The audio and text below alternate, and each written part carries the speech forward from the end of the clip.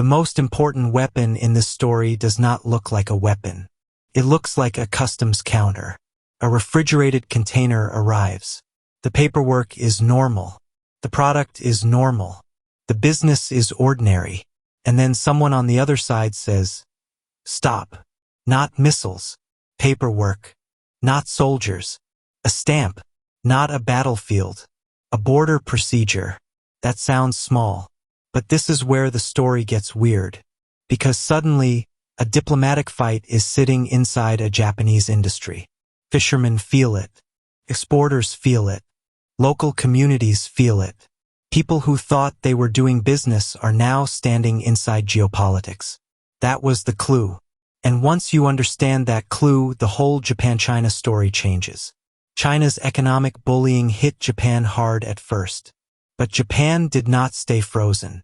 Tokyo studied where the pain entered, moved early, and built other places to buy, sell, process, and cooperate. So the big change today is this.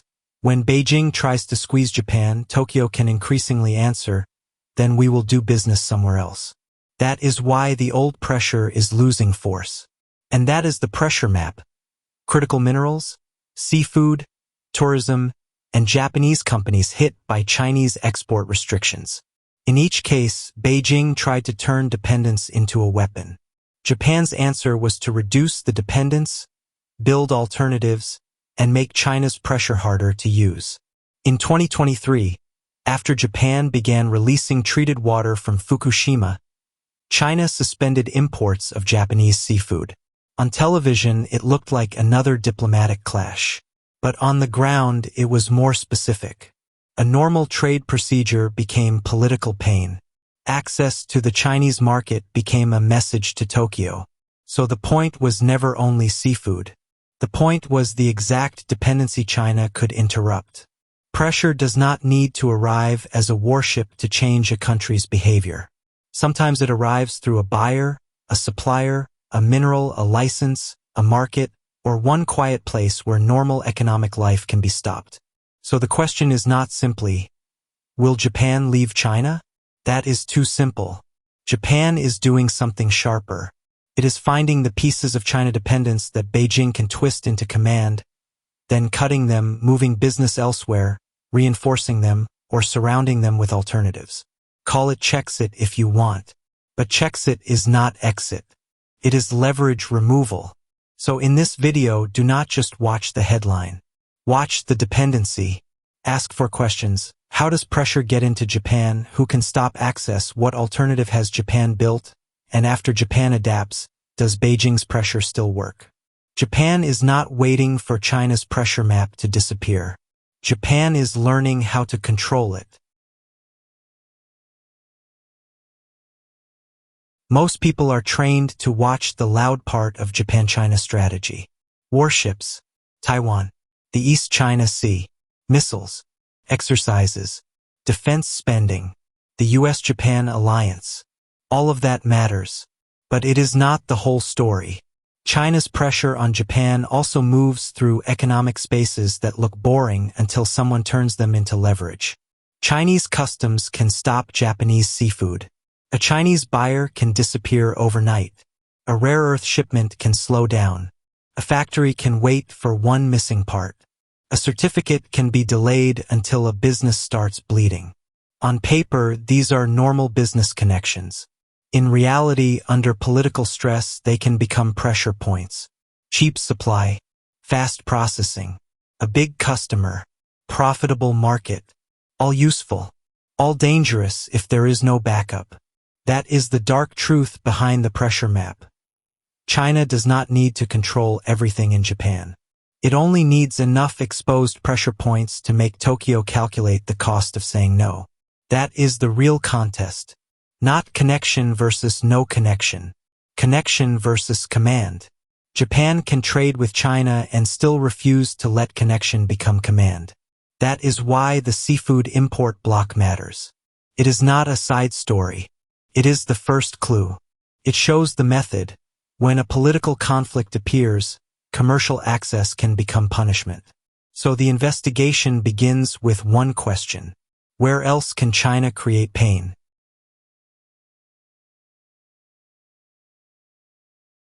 Here is the test. It is simple enough for any viewer to use on the next Japan-China headline. First, what does China use to make Japan feel pain? Customs inspection? Market access? A supplier? A critical material? A license? A buyer network? A processing facility? Second, who can stop it, slow it, delay it, restrict it, or make companies fear it could disappear? Third, what has Japan built on the other side? Another buyer, supplier, processing site, substitute, stockpile, partner, or early warning system? Fourth, after Japan adapts, does the pressure still work cleanly? That is the whole method. Pressure is strongest when the target has one exposed dependency and no practical alternative. If China can block one access point and the pain moves straight into Japan, the pressure is clean. If Japan has another buyer, supplier, processing site, legal tool, partner, or stockpile, the pressure becomes messy. And messy pressure is weaker pressure. It may still hurt, but it is harder to aim and harder to convert into obedience. This is why Japan is not simply shouting back. Tokyo is investigating the system. A country that only reacts stays trapped inside the attacker's timing. A country that sees the pattern starts to build a machine. Find the exposed dependency. Find who can interrupt it. Build the alternative. Then test whether the pressure still works. Once you use that test, the Japan-China story changes shape. You stop asking only, is Japan leaving China? You start asking, which parts of China dependence can Beijing still turn into command, and which parts has Japan already made harder to weaponize? Now the map has 4 pressure areas. 1. Critical minerals, especially rare earths. 2. Seafood and food exports. 3. Chinese tourists and inbound spending. 4. Japanese companies hit by Chinese export restrictions or vague regulatory pressure. Different industries, same logic. China looks for a place where Japan depends too much on Chinese access, buyers, processing, materials, or permissions. Then Beijing tries to make that dependence painful. Japan's strategy is not to make every shock painless. It is to make each pressure point less decisive, so pain does not become obedience. The first pressure point is critical minerals. This is where Japan learned the lesson early. In 2010, during the Senkaku boat collision crisis, rare earths became a warning sign. A material buried deep inside modern industry could become geopolitical pressure. Rare earths do not look dramatic. They look like magnets, motors, electronics, polishing materials, components, and the hidden industrial background of high-tech life. But if Japan depends too heavily on one source for critical materials, supplier dependence becomes a point of control. That was the shock. Japan's answer was not a speech. It was a redesign. Japan bought more from Australia, Vietnam, and other countries. It worked with the United States, pushed recycling. It supported technology that uses fewer rare earths. It explored domestic possibilities near Minamata-Hiroshima. The result? This pressure point became much harder for China to use cleanly. The resource file describes the effect as large. Japan's rare earth dependence on China fell from over 90% to below 60%, while companies reduced the damage through better motors, substitutes, recycling, and new supply options. That is not abstract resilience. That is a pressure point being disarmed. If China controls the material and Japan has no backup, Beijing has a weapon. If Japan has other suppliers, recycling, substitutes, stockpiles, and technology, Beijing still has pressure but not command. That is pressure map control. The second pressure point is seafood. This is the opening image because anyone can understand it. China did not need to invade a fishing town to create pain. It only had to stop buying Japanese seafood. The vulnerable dependency was Japanese seafood sales into China. The blocking power sat inside China's customs and import access system. The exposed sector was the seafood industry and the communities connected to it. So how did Japan control this pressure point? It reduced China's ability to be the irreplaceable buyer. Japan looked for new customers in the United States, Southeast Asia, Europe, Hong Kong, and other markets. It moved processing from China to Japan or other countries. It supported domestic consumption. And it kept negotiating without rebuilding the old dependence. The resource file describes the effect as medium. Japan avoided the worst crisis, found new buyers, moved processing, and kept recovery possible. But the issue remains politically unstable. That last part matters. A pressure point can be controlled without being erased. Japan did not make the seafood problem disappear. It made China less irreplaceable. Not irrelevant, less irreplaceable. And that is the difference between pain and command. The third pressure point is tourism. This one is dangerous because it feels soft. Tourists are families, flights, hotels, restaurants, shopping streets, and local economies. But tourism can still become pressure. If one country sends a large share of visitors, then that country can try to hurt hotels, shops, airlines, and local governments by discouraging travel. The weapon is empty rooms, canceled trips, and businesses wondering whether politics just hit their cash flow. Japan's answer was diversification. Bring in more visitors from Korea, Taiwan, the United States, Southeast Asia, and Europe. Support domestic travel too, so local economies are not built around one foreign source of spending. The resource file describes the effect as large. Even when Chinese travel pressure appears, Japan's wider inbound market is much harder to break because visitors from Korea, Taiwan, the United States, Southeast Asia, Europe, and domestic travel can fill the gap. In beginner terms, China can still tell its citizens not to go. But Japan is no longer waiting helplessly for one country to fill its hotels, restaurants, and shopping streets. A wider customer base means weaker coercion. The fourth pressure point is the most bureaucratic, and maybe the easiest to underestimate: Chinese export restrictions against Japanese companies. This can look like a list, a license, a vague rule, or uncertainty about which product is allowed. That uncertainty is the weapon. If a Japanese company fears that a Chinese-controlled item, material, or permission could suddenly disappear, the company starts behaving more cautiously. If enough companies feel that fear, the pressure moves from business into politics. Japan's answer was economic security. The Economic Security Promotion Act created a national backup system around critical goods. Semiconductors, important minerals, batteries, machine tools, and other sensitive areas can be treated not just as business sectors, but as national security priorities. That means support for factories, stronger supply chains, domestic capacity, and companies that might otherwise face a shock alone. Japan also pushed international coordination. G7, trade partners, and wider rules against economic coercion.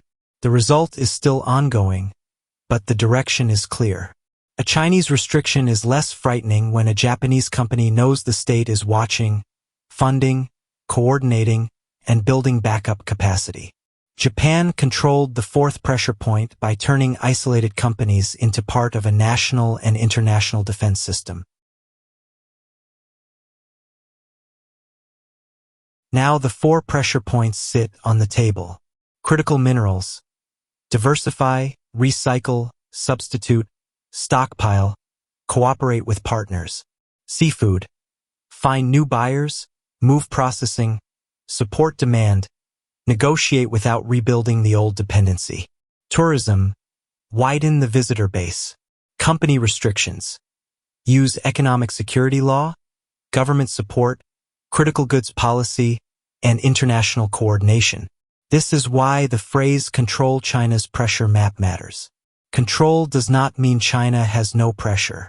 Control means Japan can see the dependency, narrow the damage, build the alternative, and deny Beijing the clean conversion from economic pain to political command. Resilience says we can absorb the hit. Strategy says we will change the map. That is the reversal. Japan is not only absorbing pressure anymore. Japan is changing the conditions that made the pressure work. So can Japan control China's pressure map? The honest answer is not total control. China is still powerful. Japan cannot wish that away. A serious strategy does not pretend the rival has no tools. But the better answer is this. Japan can control whether China's pressure works cleanly. And that is the battlefield that matters. The first shock hurt, but Japan turned the shock into a map. It found where the pressure entered. It moved first. It built new buyers, new suppliers, new processing options, and new partners. So when Beijing tries to squeeze, Tokyo's answer is becoming brutally simple. Fine. We will trade somewhere else. If Beijing's pressure needs a direct dependency, Japan surrounds that dependency with obstacles and alternatives. If pressure needs market access, Japan asks who can stop it. If pressure needs surprise, Japan maps the exposure before the crisis. If pressure needs silence, Japan makes the method visible. If pressure needs one supplier, Japan builds a second source. That is how the pressure map gets controlled. Not by erasing China, but by denying China the clean passage from dependence to command. This is the story hidden under the headlines. The warships matter. Taiwan matters. The alliance matters. Defense spending matters. But if you only watch the loud layer, you miss the quieter fight underneath, which dependencies can be weaponized, and whether a normal business connection can become a political order. And that is why the customs counter at the beginning was not just an opening image. It was the whole strategy in miniature. A shipment moves. Access closes. Pain travels. Tokyo identifies the dependency. Then Japan asks the only question that matters. Where is the alternative? That is the Japan-China strategy now. Not retreat. Not surrender. Not naive dependence. Not total decoupling. Pressure map campaign. China can still squeeze. But Japan is making the squeeze easier to see, harder to hide, and harder to turn into obedience. Connection is not command. Dependence is not destiny. A blocked market is not the end of the map. And Japan is not waiting for China's pressure map to disappear. Japan is learning how to control it. The next time you see a Japan-China headline, do not only ask who sounded tougher. Ask the 4 questions. How does the pressure get into Japan? Who can stop access? What alternative has Japan built? Does the pressure still work after Japan adapts? Because once you can answer those questions, you are no longer watching the surface fight. You are reading the map.